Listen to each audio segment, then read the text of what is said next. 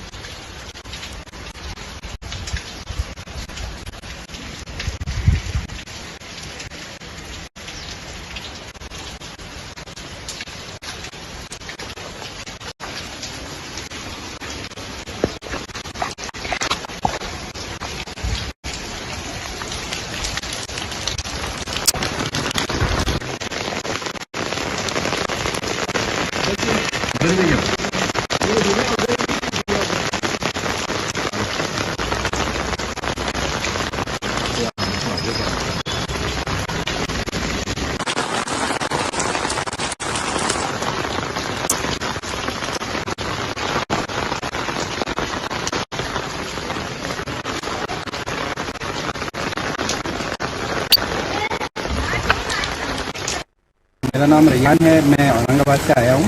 असर की नमाज़ के लिए मैं यहाँ पे आया था मक्का मस्जिद में। नमाज के बाद कुछ आवाज़ आई दूर से, तो देखिए इधर कुछ वेटिंग रूम का छत गिर गया।